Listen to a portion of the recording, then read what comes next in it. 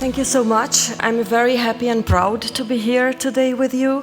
We are a transnational network, and I am very happy and proud to have the wheel as a member and as an active member.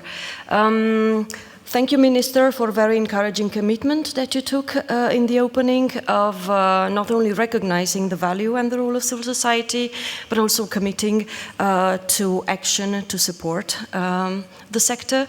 We've been working as a network for 20 years to support and enable organizations to do their job on the field, but also to be recognized by institutions, well, mainly at the EU level, because we work at the EU level. We've been analyzing also transformations inside the sector happening over the last years, and we've been documenting the so-called shrinking civic space, this phenomenon that many civil society organizations and human rights defenders are facing increasingly across Europe.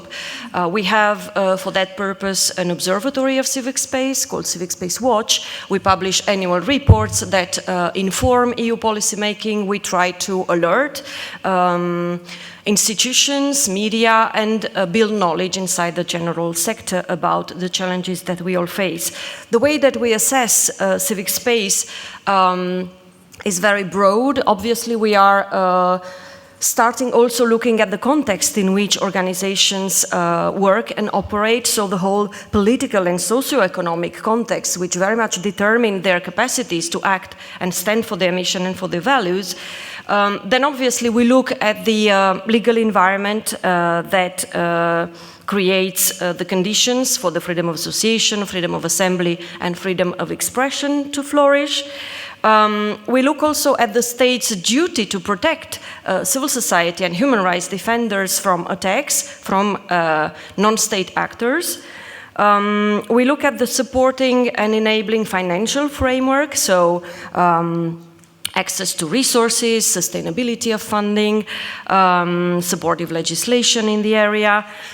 We also look at the dialogue between civil society and the institutions, how that dialogue is impactful, how that leads to concrete change in policies that affect our societies. And ultimately, the sixth dimension of it is that we look into the resilience of the sector itself, the different forms of organization, cultures across Europe that allow the organizations not only to withstand these challenges, but also to cater for the needs of those that are most vulnerable in the society.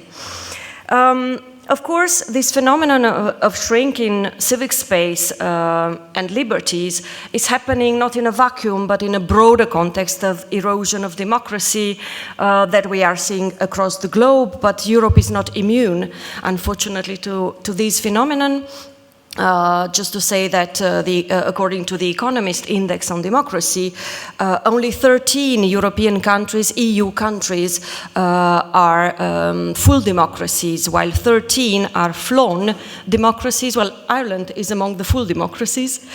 France, the country in which the forum is based, for example, is a flown democracy due to erosion of trust in public institutions, and we have also one country that is has been declassified to hybrid regime. That country is my native country, Romania, due to recent annulment of elections on the suspicion of foreign interference. So we are really facing these challenges not only to how democracy functions with all those discontent about how institutions work among each other, the balance of power, how institutions relate and consult citizens, but also ultimately I think people judge democracy more on the results, actually, on how they feel that democracy works for them. And I think here the role of civil society organization is really important.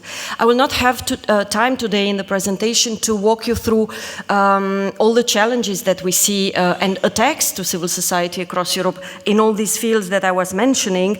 Obviously, we have very worrying legislation that is popping up in many countries, and it's not only a matter of Hungary and Poland that have been widely platformed in the media, but it's really no European country is immune to restrictive legislation on, be it on lobbying transparency, anti-money laundering, anti-terrorism, that really restricts and puts a tension between freedom and security. There's really increasing securitization of borders that puts attention on the humanitarian work of organizations that cater for the needs of and the rights of migrants and refugees. We even see criminalization of migration and of the organization and human rights defenders that stand for those rights. So the picture is quite gloomy, unfortunately.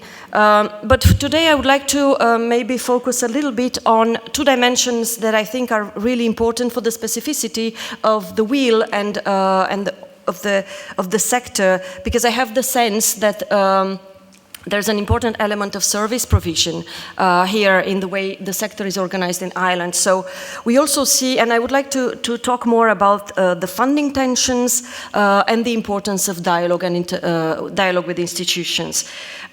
These two elements are the most difficult actually to grasp as shrinking civic space because they are not so visible. The data and the information and the feedback that we get from our organizations on the ground and context that report to us is that we see transformations in the way states and governments fund civil society.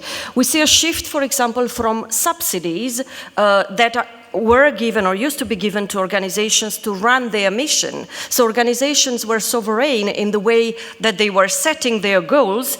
A shift to public tenders or public procurement in order to realize a mission or to respond to needs in the society, so on a delegation of power and of services. And of course, this very much affects the capacity of the organizations to follow their own mission, and they need to adapt actually to a broader policy that is run by governments. This also, I mean, we see also under the impulse of austerity measures and generally economic difficulties that there's a major reduction in funding that is given to the sector all across Europe. Well, these would be, let's say, unintentional or indirect consequences, but unfortunately sometimes we even see direct attacks or what we call defunding, meaning that there's a more and more politicized funding given to civil society organizations that would be not critical of the government, or less and less funding that goes to advocacy activities.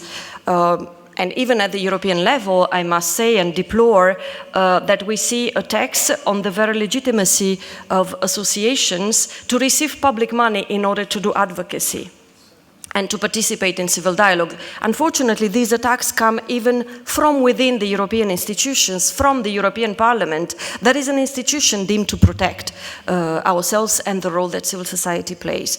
I don't want to completely depress you. I think there's very much that we can do, starting with ourselves, civil society, in better organizing, better creating alliances, better sharing knowledge and information and connecting among ourselves. But definitely we look at the renewal, for example, of European institutions with a lot of expectations. Expectations for more enabling recognition of the value of the civil society,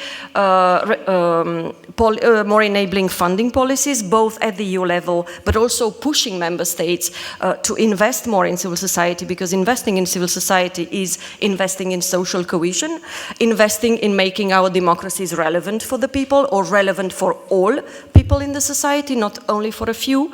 So we have a whole range or a wish list of demands, both for member states and EU institutions. Ireland has designated a European Commissioner for democracy, justice, the rule of law, and consumers protection, with whom we are in contact. Thanks to our campaigning at the European level in the mandate of the Commissioner, we have now a proposal to have an EU strategy for civil society, in which we really hope to see all these issues tackled together, ranging from enabling legislation to funding and civil dialogue. And just to end with, I really think that institutions can do more and better to to make this dialogue with civil society more meaningful and more impactful. What we see from our analysis across Europe is that often, and even at the European EU level, it's often a tokenistic exercise, sometimes under the time pressure, sometimes under cultural traditions of countries, but sometimes also, and what I feel the most dangerous, is that we kind of shift from looking at civil society as a potential ally to inform with more evidence the policies, to looking at it with suspicion through a whole range of policies. So we become suspects of money laundering, terrorism financing, and as long as we express criticism of governments and policies, we are no longer welcome at the dialogue table, while this should be the very principle of civil society, to alert and to provide evidence from the ground to craft better policy. So I really encourage, I really encourage also Ireland to use all platforms to champion these issues in all opportunities that you will have at the European level. I really invite you to connect and to connect also to the EU level so that we become stronger and louder. Thank you very much.